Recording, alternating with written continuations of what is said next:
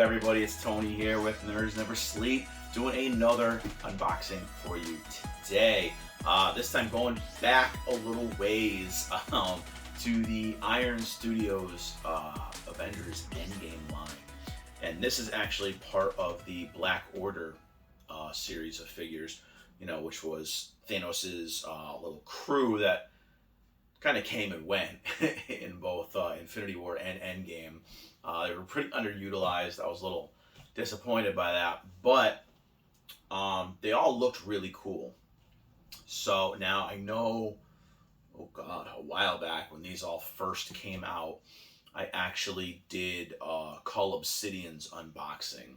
And I kind of put the rest of these on the back burner because if you watch the video, mine came damaged. I was a little bummed out about that, so kind of waited to get a replacement for the pieces that I needed from Iron Studios. They did actually come through and replace stuff, but in the meantime, the rest of these Avengers just kind of went to the back burner for a little while, and I kind of started doing some other pieces because, when you get something and it's broken, you get a little frustrated. So I kind of stepped away for a little while. So now I have a lot of these to unbox. And I know they're older now, but they're still really cool pieces. A lot of these Avengers pieces are really amazing. So, like I said, Cull Obsidian was an incredible piece. He was massive. And, I know the Thanos that goes with the Black Order is actually way bigger than even the other Thanos 1/10 scales that we've had. So I don't know how the size kind of changes with the 1/10 for the same character, but who knows? Maybe he was just bigger, more imposing looking in Endgame. But anyways, yeah. So Corvus Glaive was kind of like the assassin type character in the Black Order. And there was also Proxima Midnight, who was the female in the group. And then, oh my god, what was his name? Ebony Maw was the other one. He's kind of like the wizard. And I'm going to be opening him actually this week too. So to dig out Proxima Midnight, because she's at the bottom of my pile. But we'll be doing her too. So I'm going to take you in, let you take a look at this box. And then we're going to pop them open and see what's inside. Doesn't look like he's got very many pieces. Probably just his main body, maybe his head and his spear. But should be a pretty quick assembly. If you've been watching these videos as I've been putting them out. I know recently I did Quicksilver from the X-Men line, and he was a pain. I know I keep saying that, but I've been hearing that if I didn't like putting Quicksilver together, I would hate putting Mojo together. So I may or may not skip Mojo, but we'll see. So anyways, we're going to get on to this Avengers piece, Corvus Glaive. Again, I'm going to show you guys the box, and then we're going to look inside the box. So let's get started. Okay, so as you can see, this is one of the newer style Iron Studios boxes. So you can tell I usually have the eye cut out right here. And I did show with my cable video the difference between the older style and the newer style boxes, but won't really get into it here. But as you can see, there's a close-up of the actual statue himself. And I mean, this looks really cool.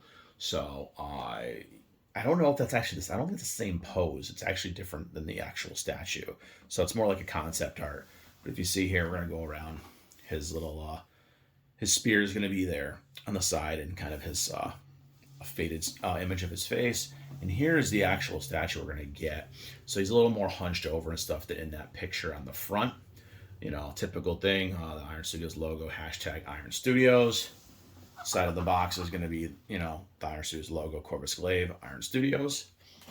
And then the top of the box is going to have the Avengers logo with his name on it as well. So again, this is another one of the BDS. This is part of the Avengers Endgame battle diorama. So that's pretty much it for that. Now we're going to open him up and see what's inside the box. Okay, so as always with these, we have the Iron Studios logo right here. And I already kind of cut the tape. Move this slowly. All right, nothing up top here, so that's good. And yeah, this looks like a couple of pieces right here. So I'm gonna actually lift this up a little bit. We got some styrofoam there. So it looks like, okay, all of his fingers are intact, that's good. Looks like he is all just one piece. So that's a plus. So we're gonna have him. I'll do this first. This is gonna be the base, which any of you that are familiar with the Endgame ones know that the bases are kind of plain. They all look kind of like plain debris or debris kind of sticking up off of them. So obviously it looks like we're gonna have a foot peg right here, which is here on this foot right here. So got some dirt. They're very plain, you know. I mean, it wasn't a lush environment they were fighting in the last battle anyways. So here we are here at the bottom. Avengers Endgame, Corvus, Glaive, Iron Studios, Marvel. So I'm going to have that. And we are going to have him right here. So again, he's got some good details on him.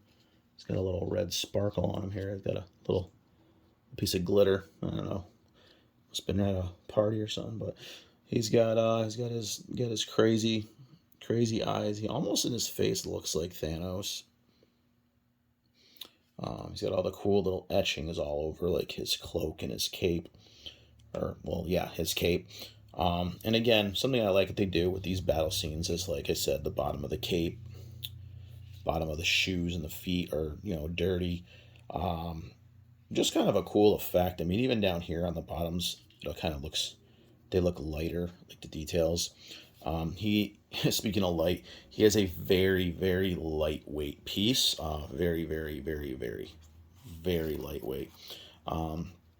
There's, after doing a lot of the X-Men stuff with all the different colors and color variations, it's tough to go and kind of go back to these that are kind of more grounded in realism, I guess, as far as you can say, because obviously Hollywood and, you know, everything, these are movies with real people, even though, you know, granted he was, you know, CG and everything, but it's kind of tough going back to these just plain black costumes after doing like all the bright colored X-Men and stuff like that. But he's pretty cool looking. He's definitely a cool looking piece. And then I'm going to go, I think, one more thing here. Yep. So we're going to have, I'm going to put him down over here on the side for a minute. And it looks like we've got his glaive right here. So it looks like this is his glaive right here. So we're going to put that in his hand, and then we will put him on his base. And I actually noticed something over here, which I covered up like an idiot. Aha! Thought it looked like something was missing. So this is actually the other piece of his glaive. Pretty cool looking. So we'll put that all together.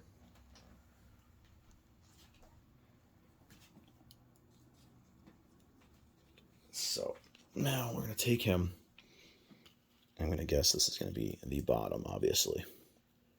So we're going to kind of put the bottom through his hand almost. Kind of get the bottom in there. And then I'm going to kind of put the top in here.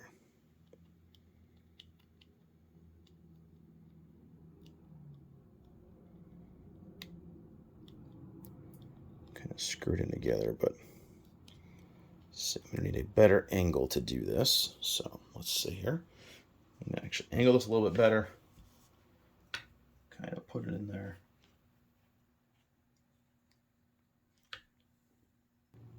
Okay, so I did manage to get it. So it does take it take a little bit of work, but no, that was right. So it just kind of pops right in place up top, and that's it for his little glaive assembly. So yeah, don't be afraid. It actually is going to go right in through his hand like I was doing. I just had to put a little bit more force. I need a better bit of an angle because it kind of had to pop through his hand. you have to actually get this bottom piece actually up through the inside of his hand right here, so this will actually fit on top properly. So if you see, I'm going to take it apart right now for you. You got to actually have him where this kind of comes up through the top a little bit. Otherwise, it's not going to fit in there properly. And then it will actually attach right. So that's it. It doesn't really have a tight fit or anything. It's pretty loose. And then he's going to go right here on his base. So I'm going to plug him in. And that's it. He just kind of sits right on that base. I did fix my squeaky wheel finally. So, but yeah. So I'm going to move this over real quick and let you kind of take a look at him up close. But that's it. Very easy assembly. Pretty cool. I mean, obviously, like I said, these Avengers ones are kind of plain colors. But I'm going to bring you down, let you take a closer look at them, and give you my final thoughts. Okay, so I'm going to start up here with like his head. And again, I'm going to kind of do a free camera because it's a little bit easier. I'm going to try to give you a little bit better light so you can see. You know, his eyes are pretty detailed. I don't know why I'm getting so bright now all of a sudden, but again, the costume has a lot of cool little details to it, but again, it's pretty plain. You know, I know his character design in the comics isn't like the most amazing thing in the world either. But I mean, he kind of does look the purpose. He looks kind of like the assassin character. But, you know, the aesthetic of him definitely fits. Actually, zoom in here, show you guys kind of the, sorry about that, the camera kind of just shook a little bit. I'm going to show you the base here, kind of his feet and everything. Like I said, he does look pretty cool. The details are really well done. Par for course with Iron Studios. You know, the details are definitely there. I'll take you around here to the front, so to speak, of his costume, where you can kind of see more of the details. They did a pretty good job with all these little tiny details. And again, the problem with, you know, the live action type stuff is it's definitely harder to capture that live action kind of aesthetic in these 1/10 figures or statues, mind you, because obviously they're kind of grounded in reality, but at the same time, you know, they're fictional. You know, they're fictional cosmic characters, but they did a pretty good job here. Definitely, like I said, all the details with his cloak and everything else and his armor look pretty cool. So definitely a nice looking piece. I am not a super big fan of like the angle, kind of like how he's angled and he's kind of hunched over. So in reality, he's kind of going to look like this. But I'm not a super big fan of that pose.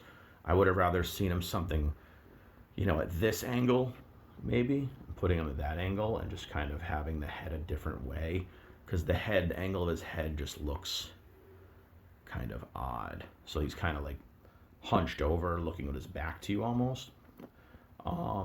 But he is a cool looking character. He's a cool looking piece. It's definitely a good design. Just like I said, the pose, not too much of a fan of, but definitely a good sculpt. It is a good sculpt.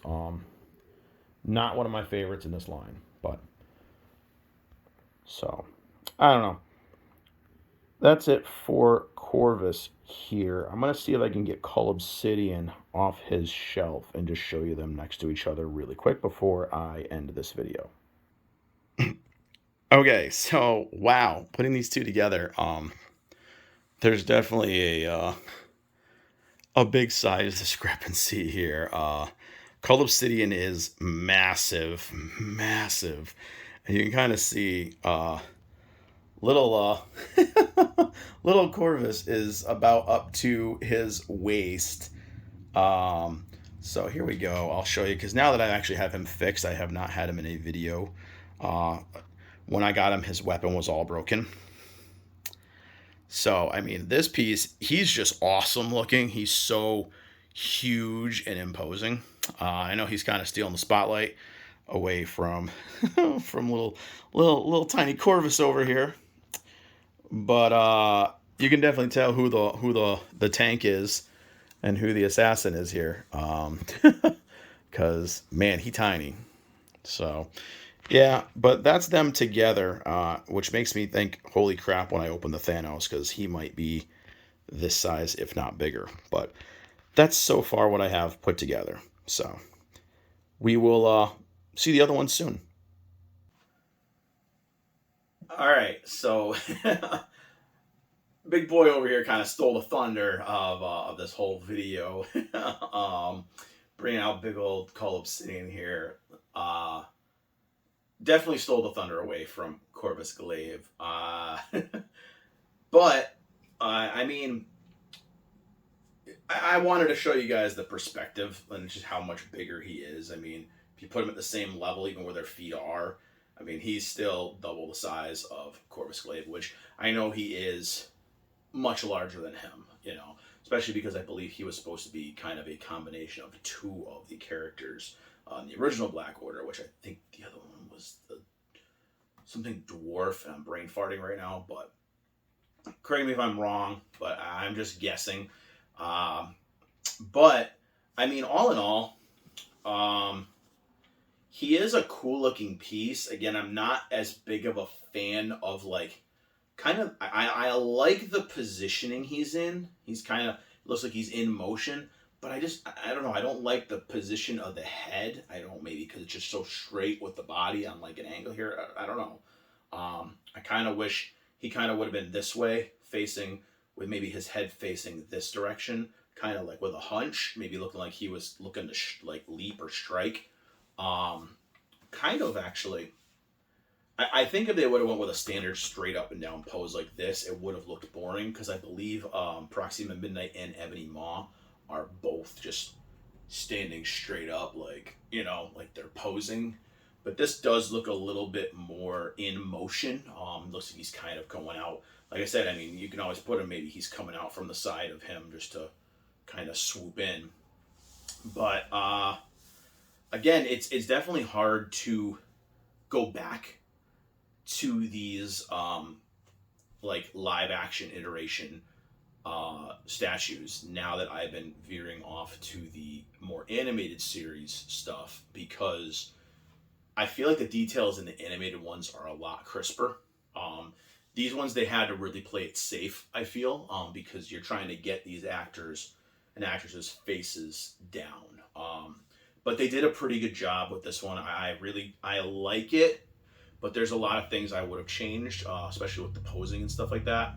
So, I mean, if you're obviously a huge MCU fan, I would recommend him. If you were a fan of his character, how briefly he was in the movies, I would recommend it. Or if you just want to complete Thanos and his whole Black Order, I'm definitely going to recommend it too. That's kind of the reason why I got him. I had actually waited on the Black Order until Iron Studios themselves had a sale. I think I got every one of them at like around 50 to 60% off during one of their holiday sales. So I was glad I waited, but I don't think this line was as popular as they thought it was going to be. So you can probably still get these all at a pretty decent price. Call Obsidian, you're definitely going to pay just for shipping alone, because he's a big boy. He's at least, you know, 12 pounds. I think he's huge. I don't remember the exact specs for him, but this little guy, I mean, you're gonna get him. He's super lightweight, just like a lot of the other Endgame statues. So obviously, you're not gonna pay a lot for shipping, other than, you know, the box size. But I'm gonna say, I mean, I'm not rating this one too high, especially when compared to the other piece that I've unboxed in this lineup. This guy right here, he was a 8-9 to me. I mean, this piece was just so, you can just tell he's a big intimidating thing, which again, got beaten way too easy in the movies, but he looks imposing as hell. The details on him are fantastic, all the grooves. This one, coming to this one next, he's kind of just blah. And I know the other two are going to be even more blah. So I kind of went with the most exciting looking one first. I'm gonna rate him at like a 6, just because of how awesome all the other ones in the Endgame line came out. And I know I opened a lot of those before I had this channel. So maybe I'll do a series where I kind of just highlight these all, because I did do photo galleries for a lot of them back in the day when I had my Facebook page, and that was all I had. So it's not even on our Instagram or anything like that. It's mostly just on Facebook. But I'm going to rate him pretty low, because as far as this Avengers Endgame line, he's pretty much at the bottom. I think really, to me, him and Bucky are probably, I know I'm looking over there, I'm looking at my display of them right now. I'm gonna say this is right there with like Bucky, because Bucky was just, I mean, he was boring. I mean, his Infinity War one was really boring too. His Endgame one actually looks a lot better. But other than that, I mean, a lot of them are really well done. Some are just really boring, and that's not even on them. It's just the characters. The character themselves could be really boring, but I don't think this character or Winter Soldier are actually boring characters. It's just their statues kind of were boring. And it is what it is. You can't hit 100% every time. Like I said, though, the craftsmanship is definitely there. The details are definitely there. It's just, like I said, when sizing it up with the other pieces in this collection, it just doesn't really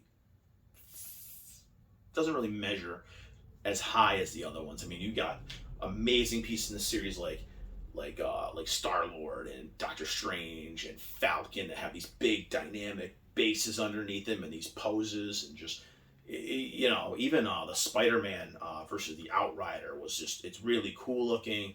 I actually do not have Hulk for the Endgame set, because I hate Professor Hulk. I hate the bastardization of Hulk that they're doing lately in the MCU.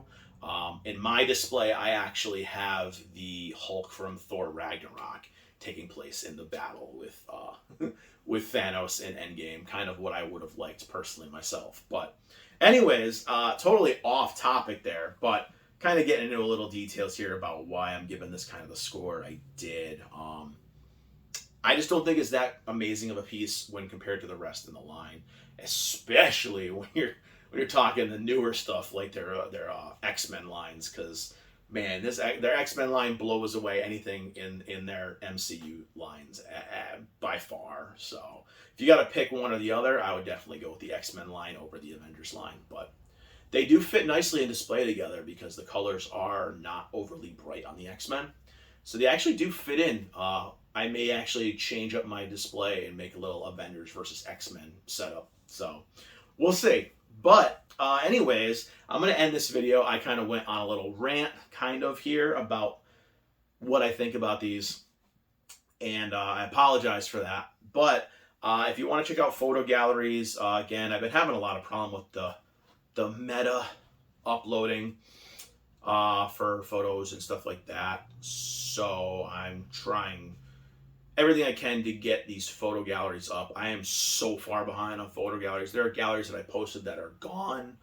I've had things with copyrights. They've been claiming copyright on my galleries and my videos, so I've had to fight a lot of those. I don't know why. But maybe someone just claiming the character is theirs.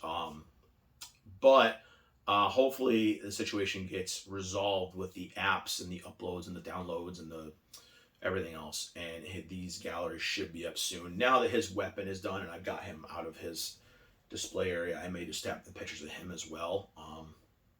Wait till I get them all out and do them all together. So again, you check our Facebook and our Instagram. I usually have photos of a lot of the stuff we do. Eventually, I do huge photo dumps when the apps actually work, and just kind of drop a whole bunch of pictures at once. And yeah, so if you guys like the video, you like the content, again, I I say it every time, but give us a like, a follow, share the video, click that subscribe button down below on YouTube. I appreciate the support. It actually helps my reach. It helps hit that algorithm, which is a pain. And it helps me just spread the nerdiness out to everybody, fellow nerds alike. And like I said, if you like the MCU stuff, you like the X-Men stuff, you want to see more anime themed stuff on the channel, let me know in the comments here or in any of my other posts or videos if you want to see a different variation of stuff. I'm trying to kind of change up what I'm doing, but I want to give a little bit to everybody. So if you guys have something you'd like to see or a fandom you'd like me to cover or anything like that, let me know, and I'll try to get around to it if I have things for said fandoms. But yeah, until next time, which is probably going to be immediately after I finish filming this video, we got Ebony Maw coming next and Sabretooth from the X-Men line of Iron Studios. So stay tuned on the channel for all the further updates. Again, thank you guys last time for watching the video, and I will see you later. Bye, everybody.